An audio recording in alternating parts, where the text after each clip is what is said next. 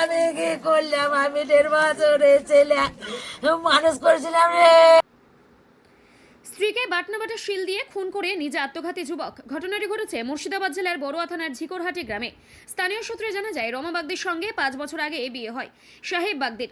তাদের দুজনের একটি 4 বছরের সন্তানও আছে। রমা বাগদির মা ছোট অবস্থায় রেখে মারা যায় রমাকে। দাদু দিদিমার মা মরে যাওয়ার পর থেকেই তারপরই দায়িত্ব নেয় রমা বড় হয়।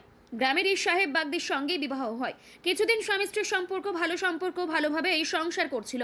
কিছুদিন কাটতে না কাটতেই রমার উপরে অত্যাচার শুরু হয়। স্বামী সাহেব বাগদি প্রতিদিনই এরকমই তাদের সংসারের ঝামেলা লেগেই থাকতো।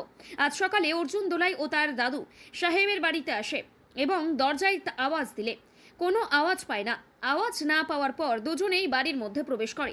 ঘরের দরজা ধাক্কা দিয়ে খুলে তারা দেখতে পায় রক্তাক্ত অবস্থায় পড়ে রয়েছে রমা বাগদি। তারপরেই লক্ষ্য করলে ঘরের মধ্যে সিলিং ফ্যানে ঝুলছে সাহেব বাগদি। স্থানীয়রা খবর দেয় বড়ুয়া থানার পুলিশকে। পুলিশ এসে দেহ উদ্ধার করে ময়না তদন্তের জন্য পাঠায় কান্দি মহকুমা হাসপাতালে। স্থানীয়রা বলেন, স্বামী স্ত্রীর মধ্যে ঝগড়া ঝামেলা লেগেই থাকতো।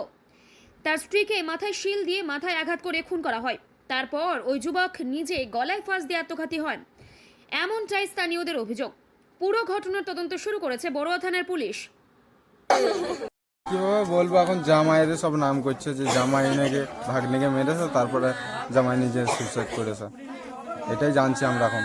তাছাড়া আচ্ছা, কতদিন আগে বিয়ে হয়েছে ওনার? 5 বছর। 5 বছর। দিয়ে আপনারা গিয়ে কি দেখলেন তখন? ওইটাই দেখছি, সব ডেড বডি, আর কিছু দেখছি না। কি নাম আপনার? প্রদীপ বাগদি। কোন জায়গা এটা?